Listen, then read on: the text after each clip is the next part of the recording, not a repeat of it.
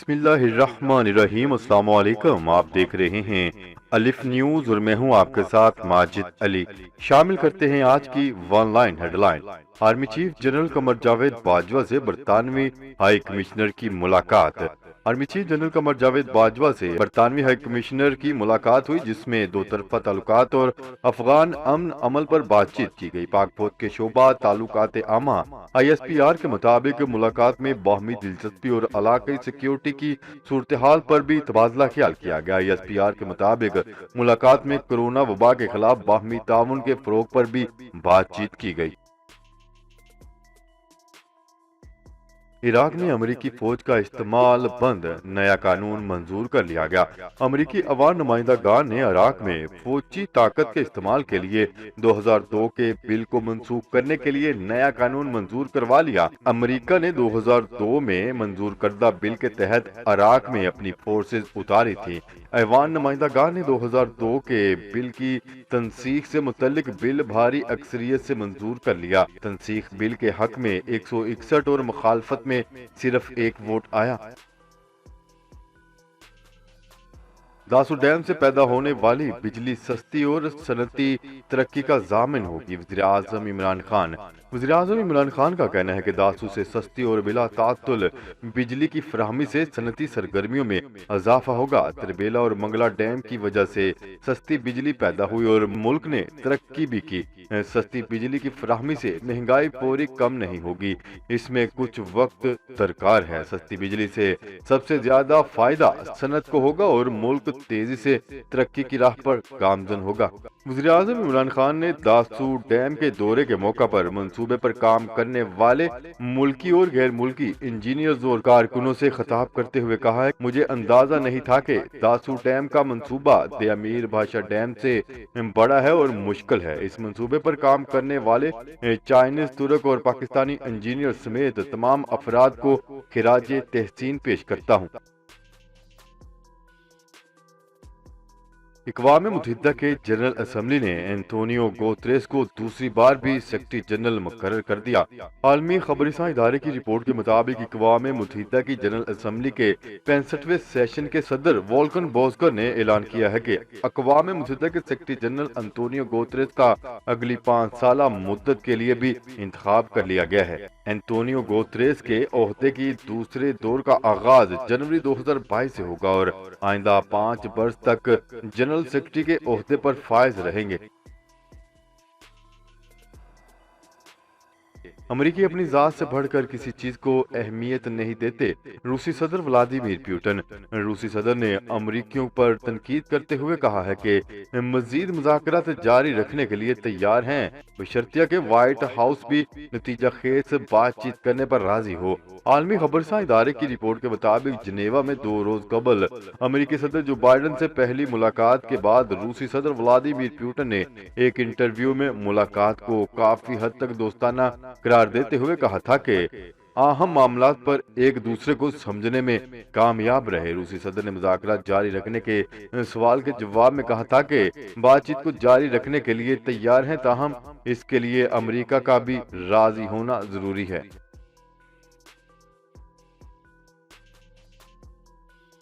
امریکہ سے تصادم کے لیے تیار ہیں، کم جونگ ان کا نیا بیان سامنے آ گیا۔ شمالی کوریا کے صدر کم جونگ ان کا کہنا ہے کہ ہم امریکہ سے تصادم کے لیے تیار ہیں۔ غیر ملکی خبررساں ادارے کی رپورٹ کے مطابق حکمران جماعت کے اجلاس کے دوران شمالی کوریا کے صدر کم جونگ ان نے جو بائیڈن انتظامیہ کی پالیسی اور امریکہ سے تعلقات پر بات کرتے ہوئے کہا ہے کہ امریکہ سے مذاکرات اور تصادم دونوں چیزوں کے لیے تیار ہیں، تاہم شمالی کوریا کو بالخصوص اپنے ملک کے وقار کی حفاظت کے لیے امریکہ سے تصادم کے لیے تیار رہنا چاہیے۔ شمالی کوریا نے اس سے قبل امریکی صدر جو بائیڈن کی پالیسیوں کو شدید تنقید کا نشانہ بنایا اور دشمن پالیسی قرار دیتے ہوئے کہا تھا کہ امریکی صدر کا یہ کہنا ہے کہ وہ شمالی کوریا کے جوہری پروگرام کو سفارتکاری یا سخت پابندیاں لگا کر ڈیل کریں گے۔ ماسکو میں کرونا وائرس کے نئے کیسز میں تیزی آ گئی اور وبا کی شروعات سے اب تک کے سب سے زیادہ 9,056 کیسز رپورٹ کیے گئے، جس کے بعد روسی دارالحکومت میں کرونا پابندیوں میں 29 جون تک توسیع کر دی گئی۔ سرکاری اعداد و شمار کے مطابق ماسکو میں کرونا وائرس کے نئے کیسز میں 2 ہفتوں میں 3 گنا اضافہ ہوا ہے اور آج ریکارڈ 9,056 نئے کیسز رپورٹ ہوئے۔ افغانستان میں کرونا پھیلنے لگا، پاکستان نے پاک افغان بارڈر پر نئی سفری پابندیاں عائد کر دی۔ چمن میں باب دوستی کو دو طرفہ پیدل آمد و رفت کے لیے بند کر دیا گیا۔ تفصیلات کے مطابق ڈپٹی کمشنر چمن طارق مینگل کا کہنا ہے کہ NCOC کے فیصلے کے تحت باب دوستی کو آج سے دو طرفہ پیدل آمد و رفت کے لیے بند کر دیا گیا ہے، تاہم افغانستان میں موجود پاکستانی کورونا SOPs کے تحت واپس آ سکتے ہیں۔ اسرائیلی فورسز کا ایک بار پھر مسجد اقصی پر دھاوا، متعدد نمازی زخمی۔ اسرائیل ایک بار پھر بربریت پر اتر آیا اور نماز جمعہ کے لیے آئے فلسطینیوں پر ربڑ بلٹس فائر کی، جس کے نتیجے میں متعدد نمازی زخمی ہو گئے۔ تفصیلات کے مطابق اسرائیلی فورسز نے ایک بار پھر مسجد اقصی پر دھاوا بول دیا۔ اسرائیلی فورسز کی جانب سے نماز جمعہ کے لیے آئے فلسطینیوں پر ربڑ بلٹس کا استعمال کیا۔ ربڑ بلٹس فائر کرنے پر متعدد نمازی زخمی ہو گئے۔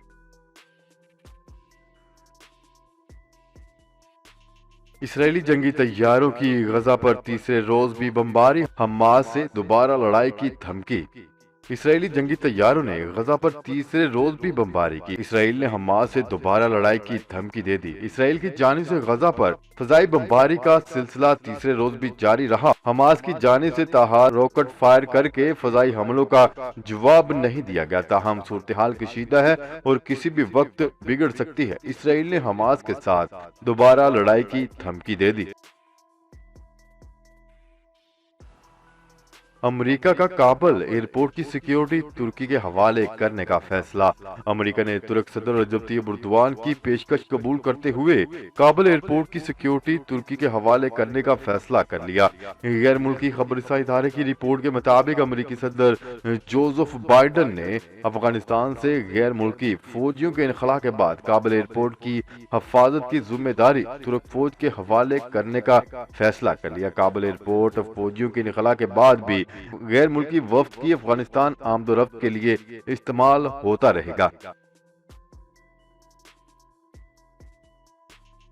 کینیڈا کی سپریم کورٹ میں پہلا بھارتی نژاد مسلم جج نامزد۔ ایک ایسے ملک میں جہاں ہر 4 میں سے تقریباً ایک شخص اقلیتی فرقے سے تعلق رکھتے ہیں، جسٹن ٹروڈو نے اس تاریخی نامزدگی کا اعلان کیا۔ اپنی 146 سالہ تاریخ میں کینیڈین سپریم کورٹ میں اب تک صرف سفید فام ہی جج ہوا کرتے تھے۔ کینیڈا کے وزیر اعظم جسٹن ٹروڈو نے جمعرات کے روز ایک ٹویٹ کر کے ملک کی سپریم کورٹ میں پہلے کسی سیاہ فام شخص کو جج کے طور پر نامزد کیے جانے کی اطلاع دی۔ محمود جمال کو سپریم کورٹ کا جج نامزد کیا گیا ہے، جو اس عہدے پر فائز کیے جانے والے پہلے مسلمان جج بھی ہوں گے۔ پاک فضائیہ کے air vice marshal Tariq Zia کا دورہ آذربائیجان۔ پاک ایئر فورس کا وفد ایئر وائس طارق ضیاء کی سربراہی میں آذربائیجان کے دارالحکومت باکو پہنچے۔ وفد کی آذربائیجان کی ایئر فورس کے اعلیٰ افسران سے ملاقاتیں ہوئیں۔ ملاقاتوں میں دونوں ممالک کے درمیان ایئر فورس کے شعبے میں ممکنہ تعاون کے حوالے سے تبادلہ خیال کیا گیا۔ فیس بک نے کمنٹس کنٹرول کرنے کے لیے نئے ٹولز متعارف کروا دیے۔ عالمی سطح پر مقبول ترین social media platform Facebook نے آن لائن کمیونٹیز کو کنٹرول کرنے کے لیے ایک نیا ایڈمن ٹول متعارف کروا دیا۔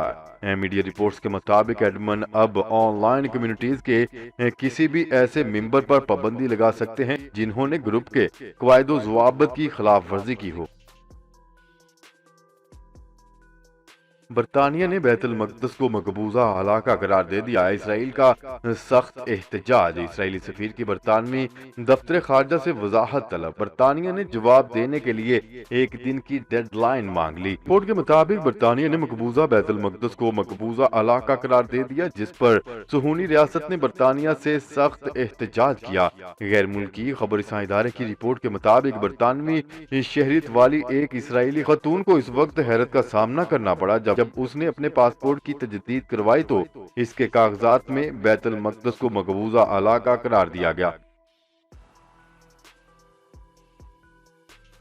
وزیراعظم عمران خان کا کہنا ہے کہ لاہور شاہی قلعے کو اب بحال کر دیا گیا ہے۔ سماجی رابطے کی ویب سائٹ ٹویٹر سے جاری پیغام میں انہوں نے لاہور شاہی قلعہ کی تصاویر بھی جاری کر دی۔ انہوں نے کہا ہے کہ تاریخی مقامات کا تحفظ اور بحالی حکومت کی اولین ترجیح ہے۔ شاہی قلعے کو ہماری آنے والی نسلوں کے لیے محفوظ کیا گیا ہے۔ جی تو ناظرین، آج کے لیے اتنا ہی۔ مزید خبریں لے کر بہت جلد آپ کی خدمت میں حاضر ہوں گے۔ تب تک کے لیے اپنا خیال رکھیے گا۔ اللہ نگہبان۔ پاکستان زندہ باد۔ پاکستان آرمی پائندہ باد۔